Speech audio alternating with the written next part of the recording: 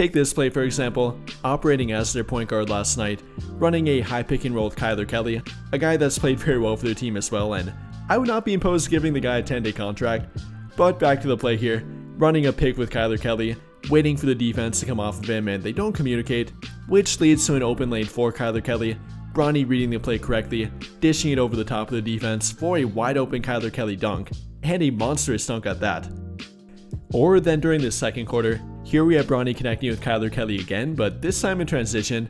Bronny gets the rebound, brings the ball up the court slowly to read the defense, and eventually does find Kyler Kelly as he gets ahead of his matchup up the court,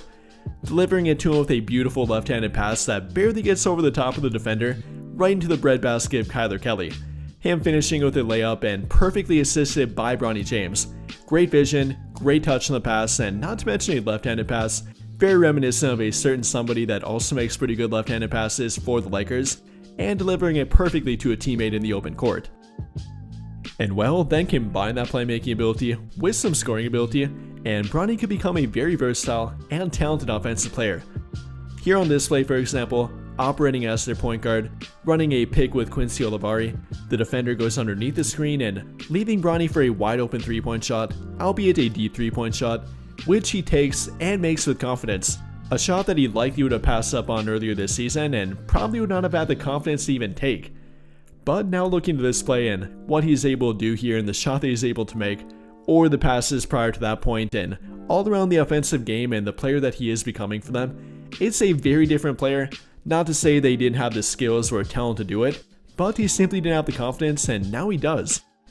And with Bronny, I've often talked about what confidence can do for him and really any young player for that fact, but especially for a guy like himself that's following in some pretty big footsteps and has had a gigantic spotlight on him the entire time while doing it. Confidence is key, getting more reps to the G League level. No, it might not be the NBA level, but it can directly translate to better performance at the NBA level, which I point out before this performance against the Bucks last week. I think that was huge for him, not only with that, but leading up to it, the G League reps, what they were able to do for him, and his confidence to perform at that level, even on an NBA court, really is very transformative, and the guy that Bronny has become, the player that he has become, is completely different than he was only about 2 to 3 months ago. And obviously no, the role that he's currently filling at the G League level for them is not the role that he'd fill at the NBA level, at least not right away. Maybe one day he might grow into that combo guard that both playmakes and scores at a high level, but immediately at the NBA level, when he does become a role player for them, which might not be that far away at this point, maybe even next season, he'll be filling a 3-and-D role for them, which he has shown improvement in, and quite a bit of improvement at that too. Like I mentioned before, between the difference in the tip-off tournament to the regular season at the G League level, his shooting numbers have absolutely skyrocketed, and especially from the 3-point line. Going from a paltry 21.2% on only 4.3 attempts per game, 4.7 actually, up to 37.5% on 8 attempts per game, now nearly making the same amount of 3-point shots that he was taking during the tip-off tournament. So yeah, some obvious improvement here, and not to mention with many of those 3-point shots being step-back 3-point shots, off the dribble 3-point shots, and some very difficult shots, all of which are probably not what he'll do at the NBA level. More so taking catch-and-shoot threes, much easier shots compared to off the dribble shots, likely assisted directly by LeBron himself and or Luka Doncic, leading to some wide open shots directly from the corner, and he has been able to knock them down. I mean, with him taking about 8 3-point shots per game at the G League level, that's likely translatable to about 3 to 5 3-point shots per game in about 20 to 25 minutes per game, and that's fairly high volume shooting for a role player. Now again, there's obviously time between now and then, and he's got to prove more to do that,